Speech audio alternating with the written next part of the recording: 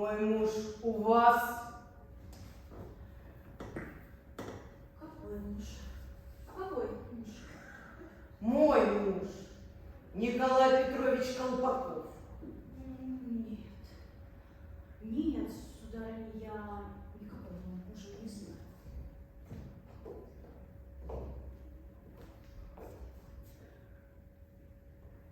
Так вы говорите, его здесь нет. Я не знаю, о ком вы спрашиваете. Какая же вы гадкая, подлая и мерзкая.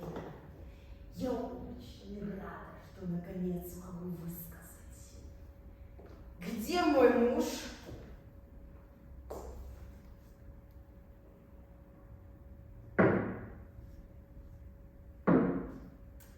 А впрочем, не все равно, здесь он или нет, я хочу сказать одно. Обнаружена растрата. И Николая Петровича ищут. Его хотят арестовать, вот что вы наделали. Сударыня, я ничего не знаю.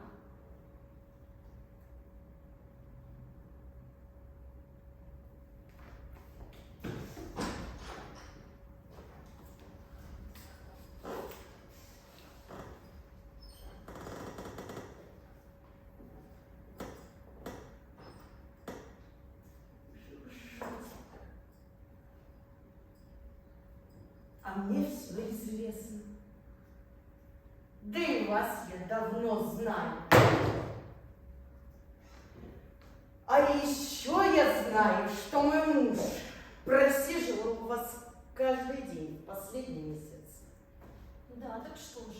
А что из этого? У меня много гостей бывает, но я же никого не неволю, вольному воля.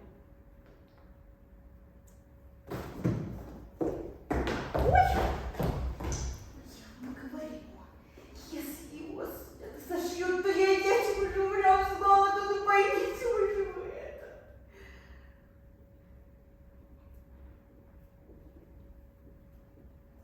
А между тем,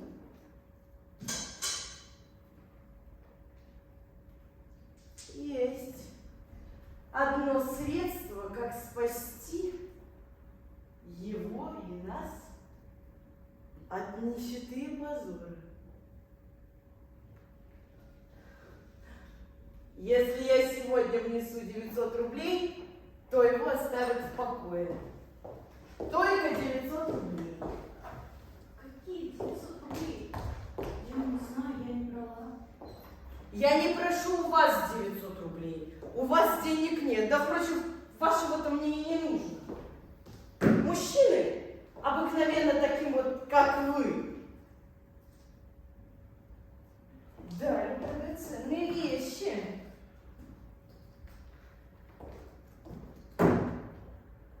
Так вот, я прошу вас, верните мне только те вещи, что подарил мой муж.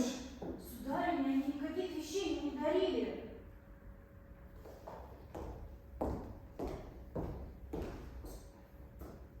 Нет, они как-то привезли мне 2 штучки. Я отдам, если желаете.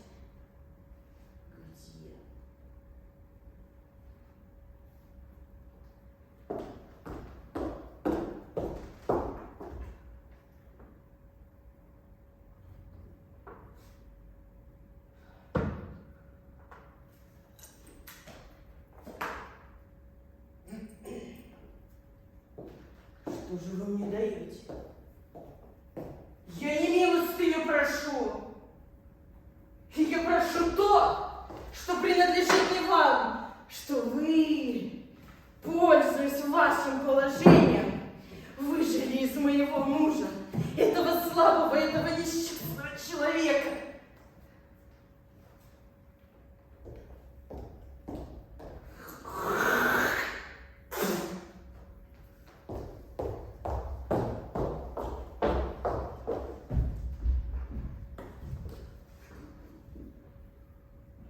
Перестановка.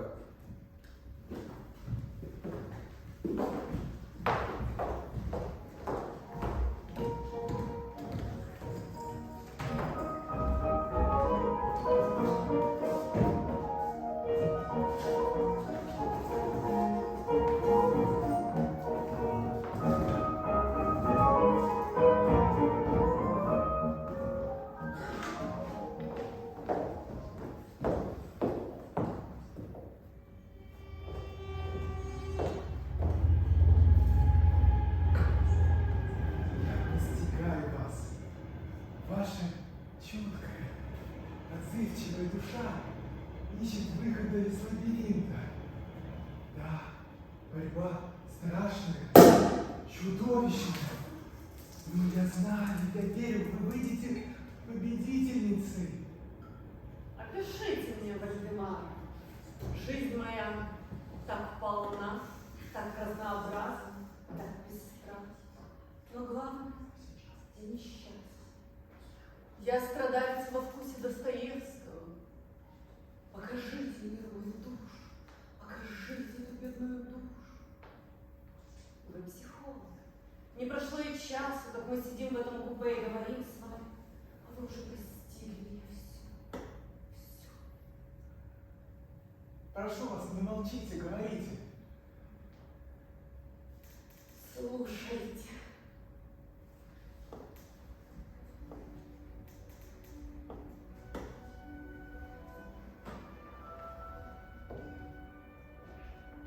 Родилась я в бедной чиновничьей семье.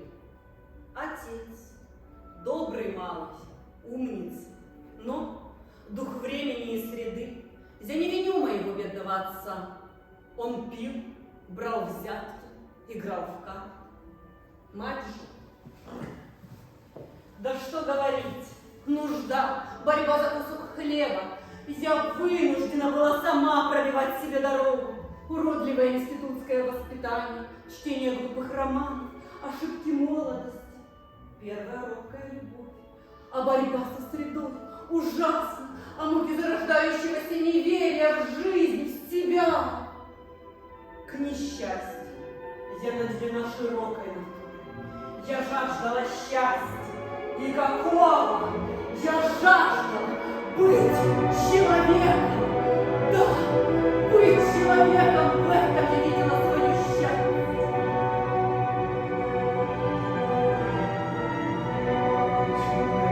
Чудные, не вас целую, а все страдания человеческие. Вальдемар, мне нужна слава, шум пресс, как для всех, чем скромничать недюжинной натуры. Я жаждала чего-то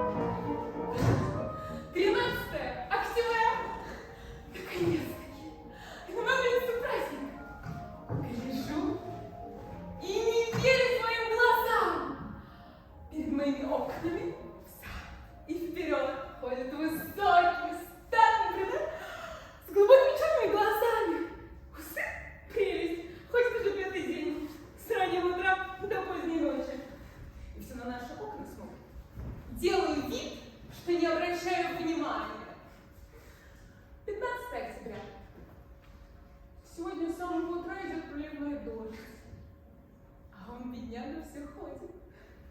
В награду сделала ему глаз и послала воздушный поцелуй. Ответила обворожительной улыбкой. Кто? Сестра Варя говорит, что он ради нее мокнет под дождем. А мама говорит, что нельзя сидеть у окон. Может быть, он порядочный господин, а может и жулик вовсе. Глупы вы, мамаша! 16 октября.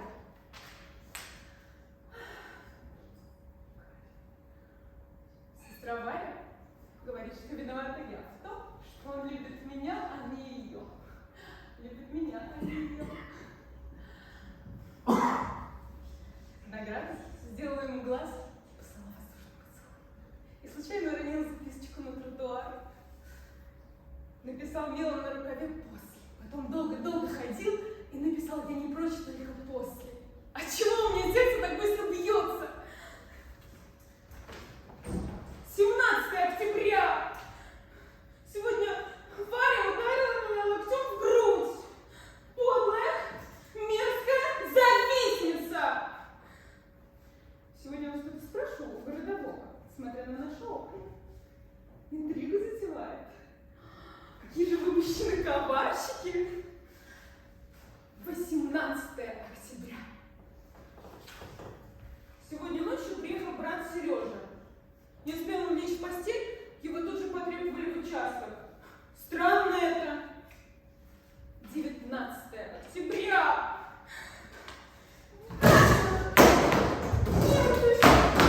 Оказывается, все эти 12 дней он слышал брата Сережу, который взял чередики. Сегодня написал на заборе «я свободен и могу». Скотина! Показал ему язык.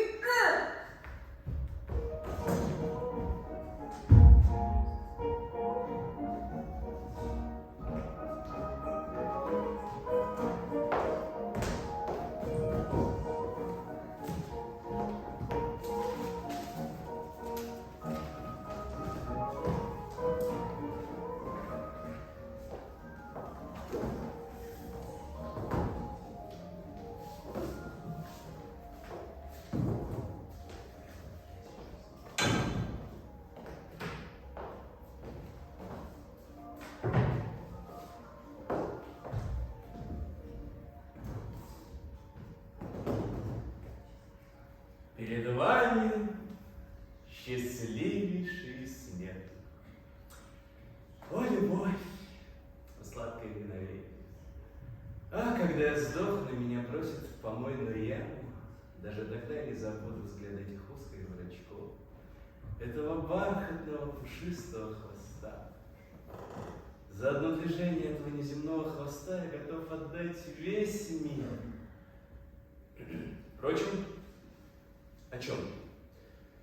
Вы никогда не понимали ни котов, ни гимназистов, ни старых дев.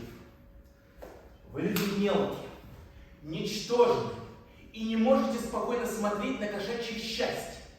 Вы завистливо улыбаетесь и попрекаете меня моим счастьем. Счастье котам!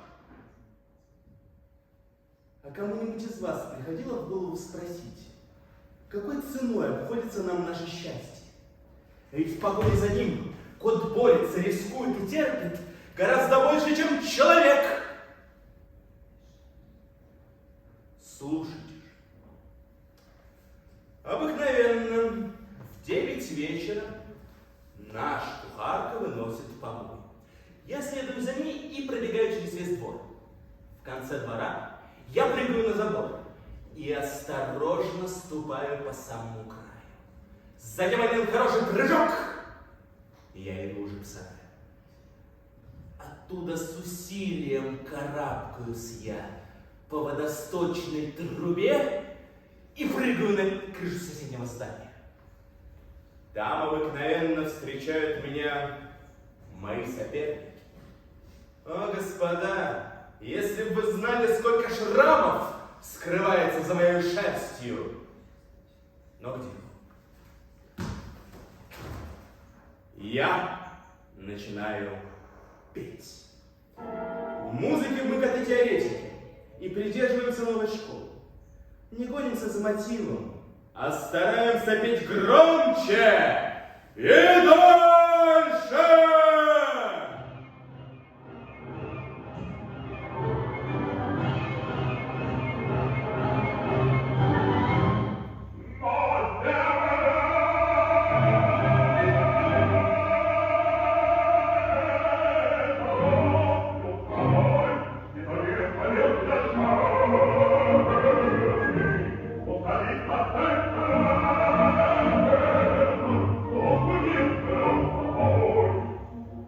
Так пою я в течение 3 часов. Пока ветер не донесет до моего слуха это нежное, призывающее мяу. Как молния мчу я на этот призыв и встречаю ее. Наши кошки, в особенности ищейки магазинов, добродетельны. Как бы она ни любила, она никогда не отдастся без протеста. Нужно проявить твердость и силу духа, чтобы добиться успеха. Возня страшна. Поэтому сладкий миг наступает обыкновенно не раньше 4-5 часов утра. Теперь вы понимаете, какой ценой мне обходится счастье?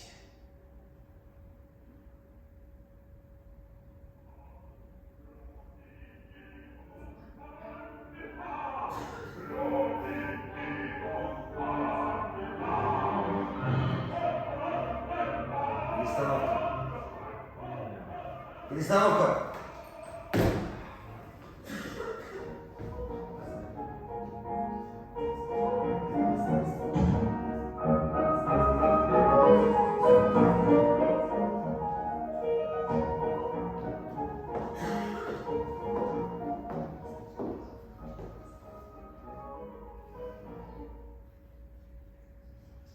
Боже,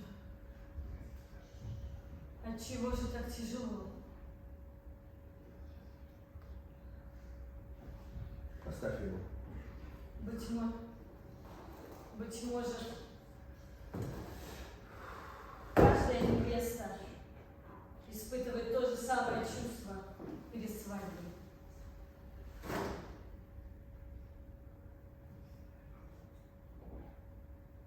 Вот если бы мне поехать учиться, ведь это серая, скучная, грешная жизнь так надоела мне. Но мне же надо замуж. Дочка! Мама.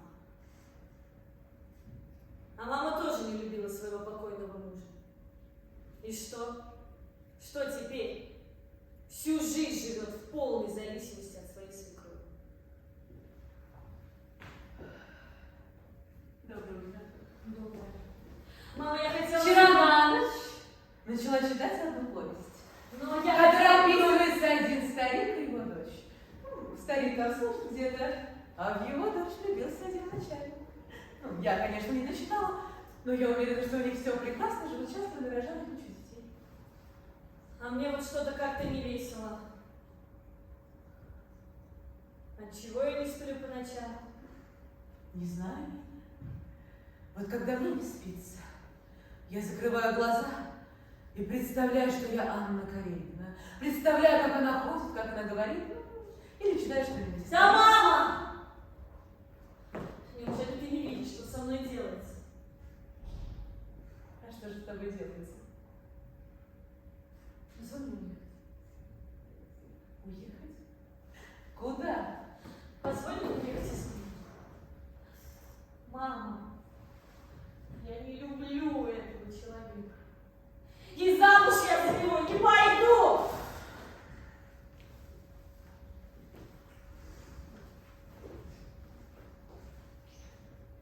Милая. Дорогая, ну ты просто переживаешь, да? Иди сюда.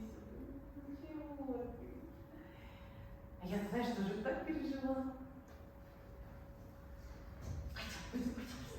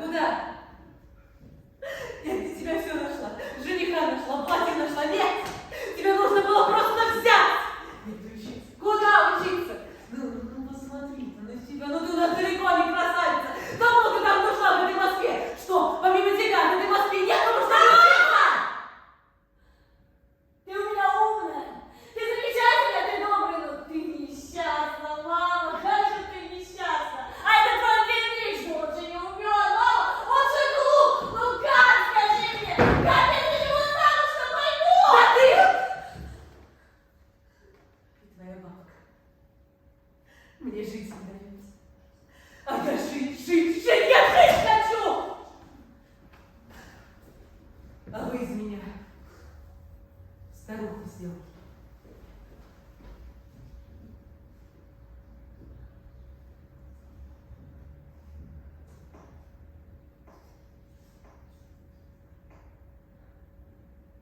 Это жизнь поставила мне.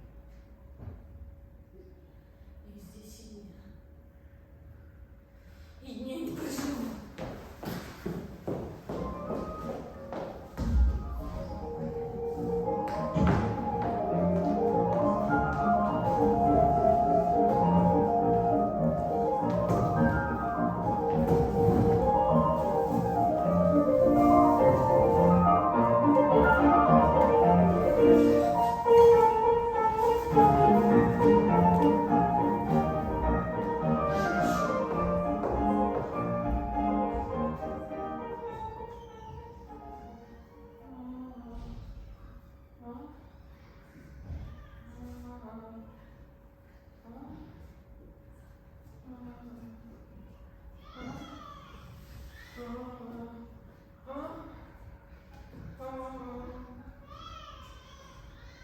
Душно. Глаза слепаются. Не чувствую ни вверх, ни вверх. Как хорошо было бы сейчас взять и поспать. Спать ни в коем случае нельзя. Если хозяйка увидит, прибьет.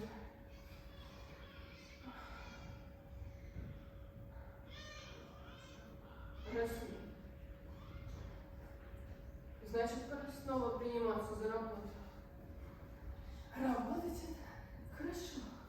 Когда работаешь, мысли проясняются. И спать совсем не хочется. Варька, поставь самовар. Варька, затопи печь. Варька, подмети лестницу. Варька, почисти галоши. Варька, замеси тесто. Варька, Варька. Невыносимее всего стоять неподвижно и чистить картошку. Нож выпадает из рук. Голова тянет к столу. А рядом ходит толстая, сердитая хозяйка. Кричит. А что в ушах звенит. День подходит к концу. Значит, скоро спать.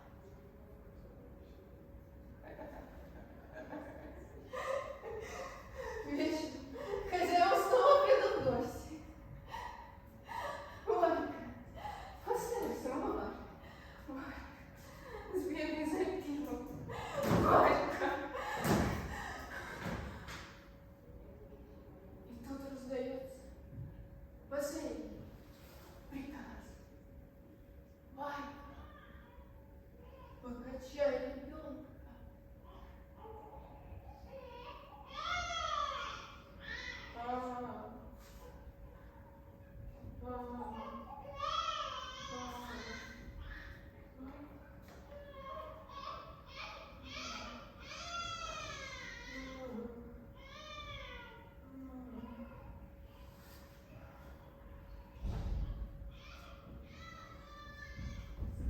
Пятно на потолке. Тени кидают, лезут в глаза, путают мысли. Мама, папа, ну что за сила? Мешает, давит. Что за враг?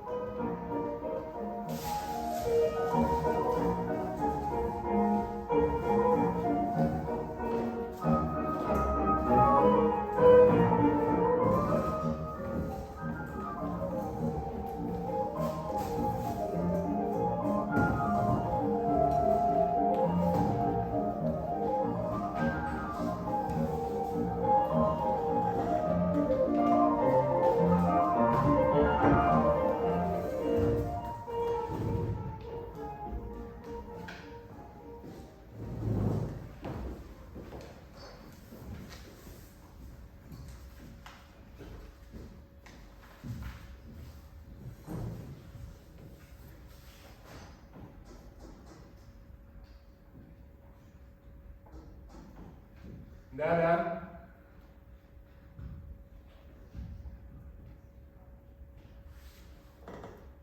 Проходите.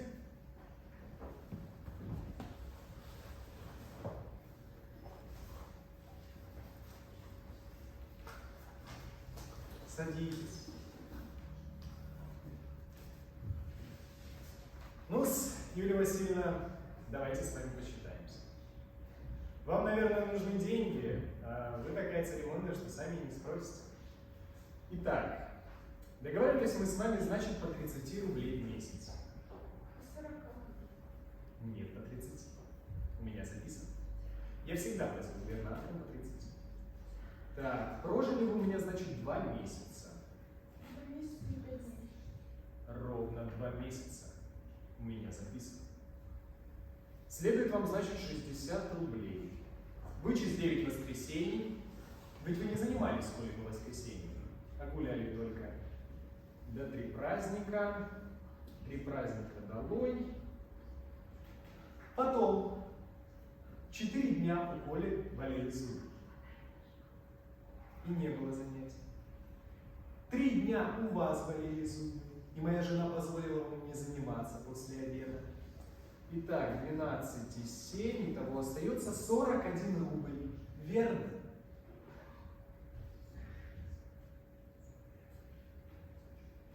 Потом, по вашему недосмотру, Коля упал с дерева и порвал себе сюртучок. Долой еще 10. 5 числа, по вашему недосмотру, горничная украла у Вари ботиночки. Вы должны за всем следить. Вы жалование получаете. 2 числа вы разбили чайную чашечку с выпечкой. Давай еще 2 рубля. Чашка стоит дороже, она фамильная. Ну да бог с вами. Итак, 10 числа вы брали у меня 10 рублей. Я не брала. У меня записано. Да. Так. Итого остается 14. Я брала только 1 раз. Больше не. 3 рубля. Видишь? А у меня не записано. Ой. Ой.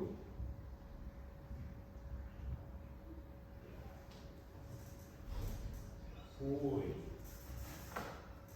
Ой, я сказал.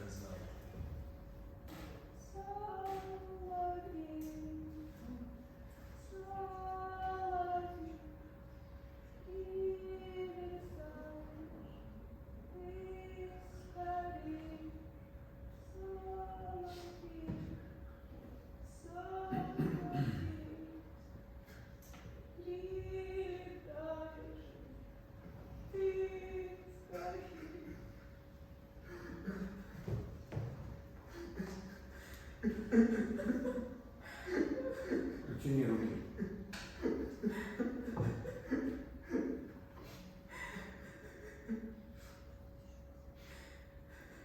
Долой еще 3 рубля.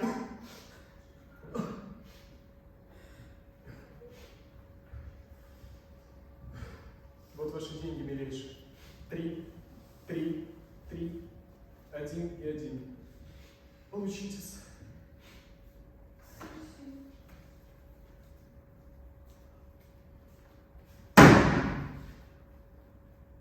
Так за что же мерси? Зачем? Ну ведь я обокралась. Ограбил, черт побери, так за что же мерси? Других местах мне и вовсе не давали. Не давали? Ну, я пошутил, нормально. Жестокий урок дал вам. Но разве можно быть такой кислясь? Почему вы молчите? Почему не протестуете? Разве можно на этом свете быть такой разноснёй? Я отдам все ваши деньги. Вот этот конверт для вас приготовлен. Ой, мать.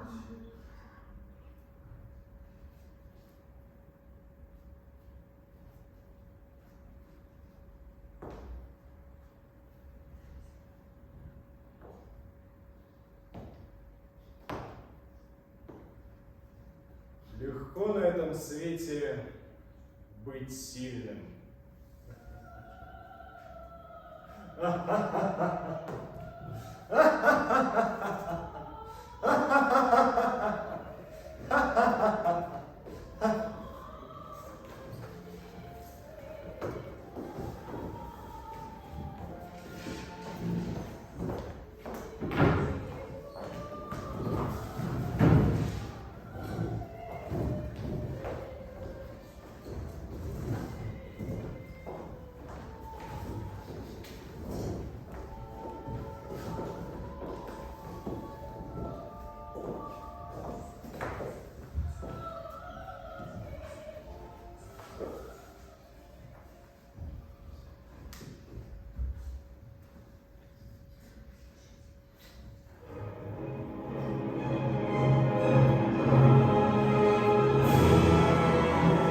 Выйдите, персонаж! Тупой! Маска где? Иди возьми маску!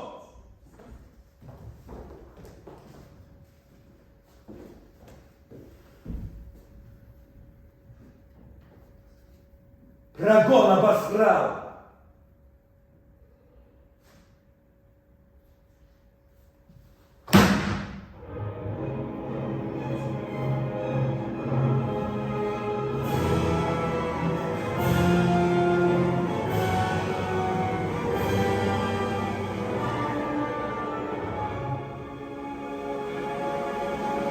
Акция!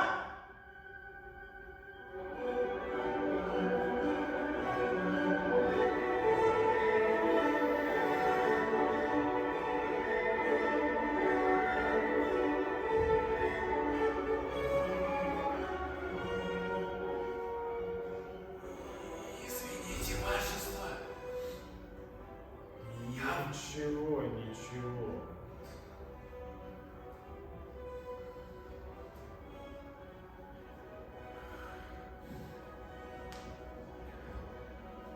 Ради бога, извините, я вовсе не желаю. Дайте слушать.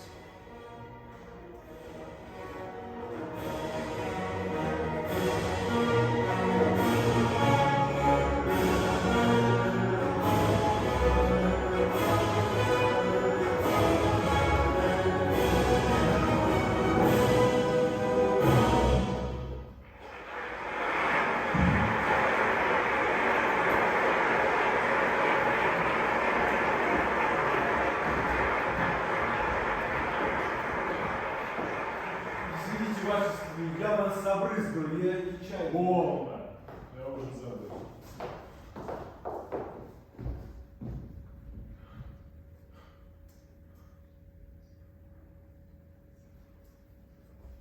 Забыл. Самого единства в глазах и говорить не хочет. Так ведь надо было ему объяснить, что я вовсе не желал, что это закон природы, а то подумает, что я плюнуть хотел. Так теперь подумай, после подумай.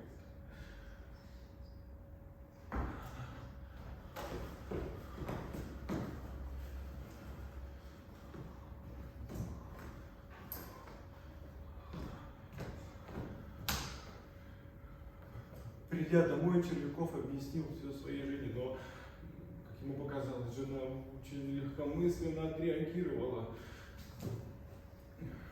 «Ты сходи, извинись», — сказала она, «а то подумают, что ты себя в публике держать не умеешь». Да вот и есть, что я извинялся, да.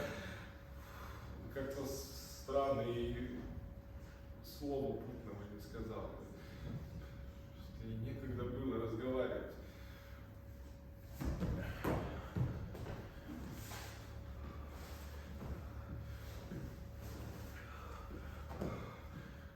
На другой день Червяков надел новый вицмундир, подстригся и пошел к Брижалову объяснить.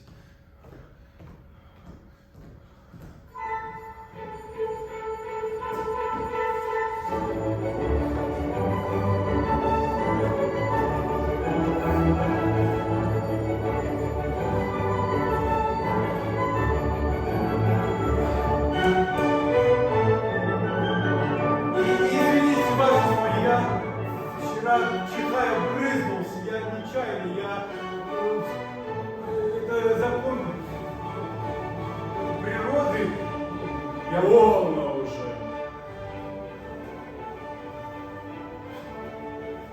Сердится. Надо бы ему объяснить. Вашество,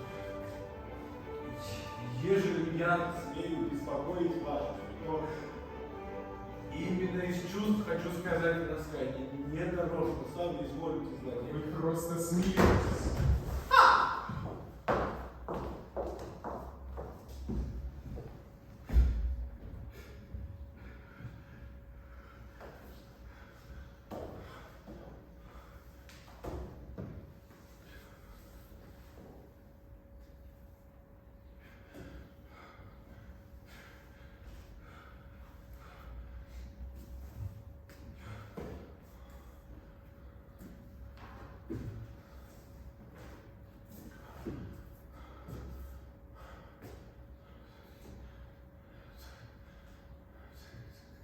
Какие тут насмешки. Генерала не может понять.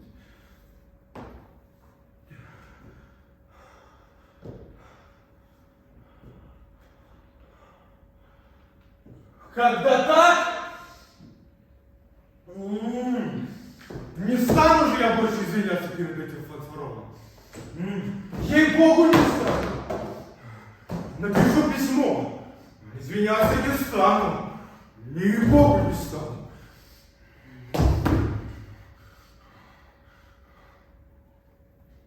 Так, думал, Червяков, идя домой. Письмо генералу он так и не написал. Думал, так и не выдумал этого письма.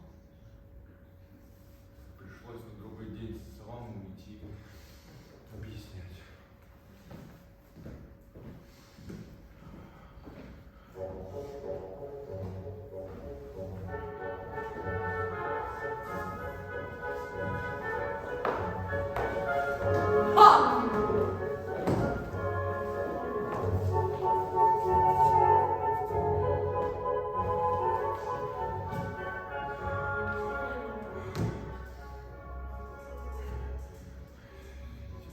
Вашество,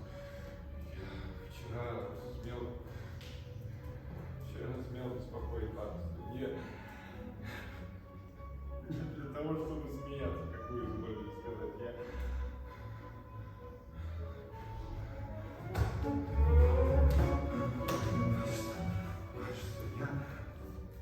Кажется, я извинялся за то, что чекаем Иисус, а смеяться я и не думал. Смею ли я смеяться, Вашество, ежели мы будем смеяться? Ну и никакого уважения к персонам не будет. Пошел вон.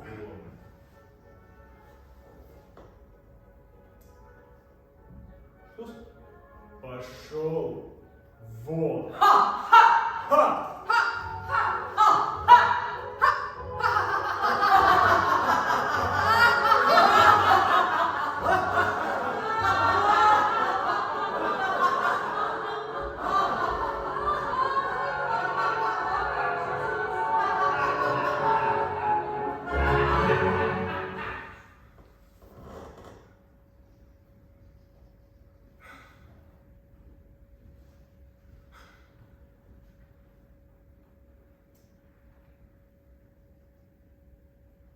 Телу Червякова что-то надорвалось.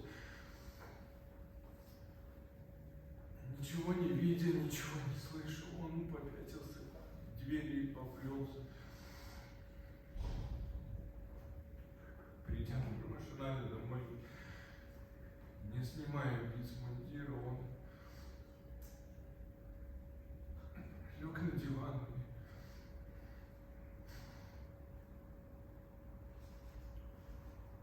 и умер.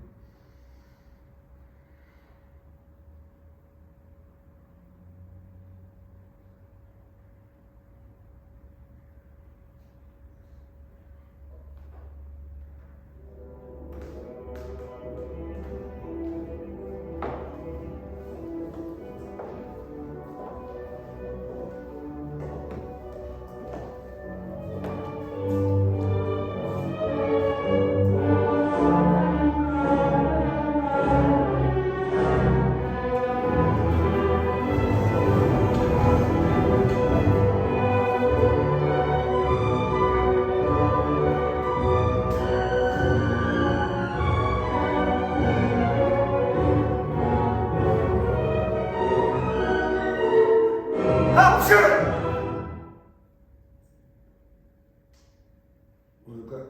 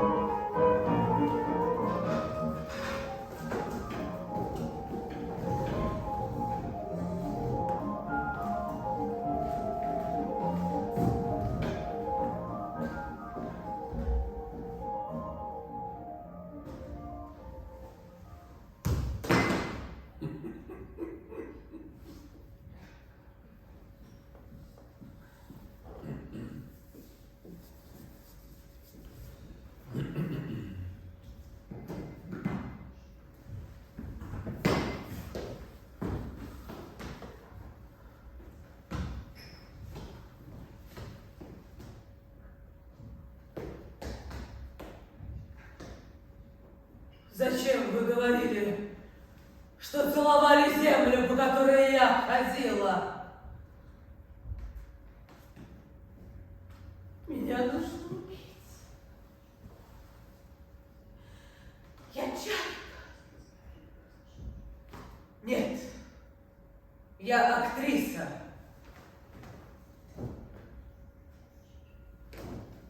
Он не верил в театр. Смеялся над моими мечтами. И я мало-помалу тоже перестала верить. Я стала ничтожна, мелочна, играла бессмысленно. Я не умела работать руками. Я не умела стоять на сцене, не владела своим голосом.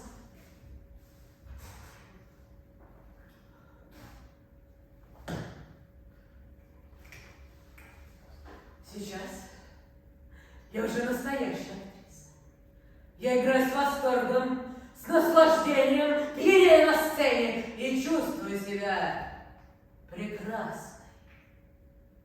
И знаешь что, Костя, в нашей профессии главное не слава, не блеск, а умение терпеть. Верь, Костя!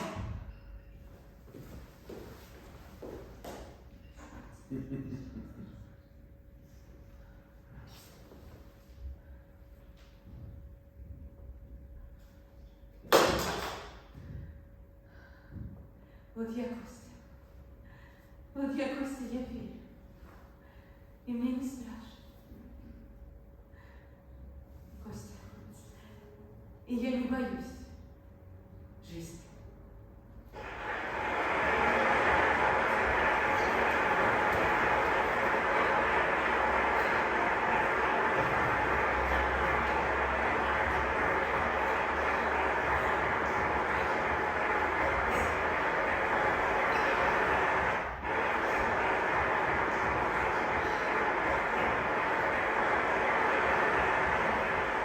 Извините. Извините,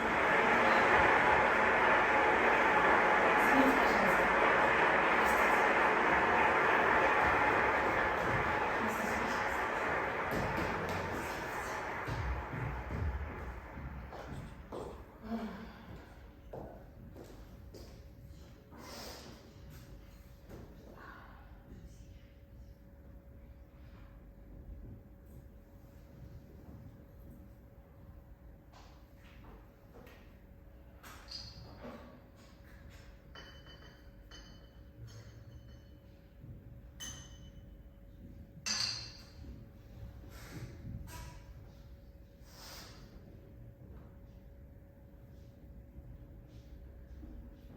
О, жалкое служение народу. Позорное фиглярство. Слова, слова, слова.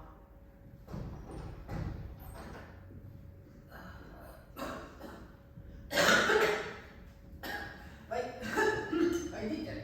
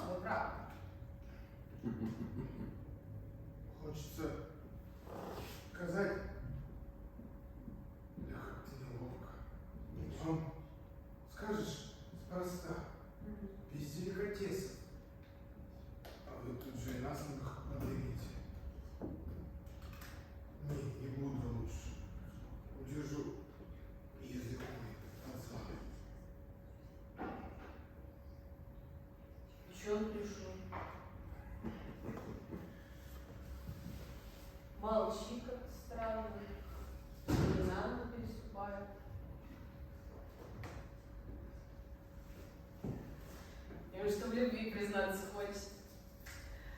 Вчера первая скрипка признался, сегодня этот. Перевеселись от скуки. Хочется сказать, вам скажут по-простому, по-российски. А вы вот это тут же мужик, невежда. Знаю вас. Лучше уж молчать.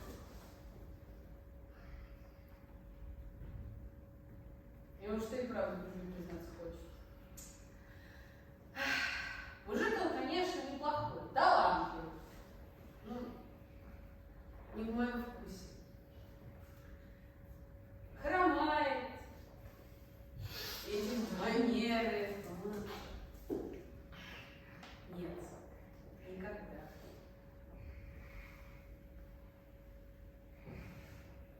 Фу. Хоть бы мухи были. Все-таки веселей. Нет, ну мужчине же не главная красота. Мужчине главное ум, характер. Замуж, конечно, за него можно. Но жить так просто. Не-не-не. Как посмотрела на меня. Ожог. Хотя, знаете, с ним и так жить можно. Что же он молчит, не признается?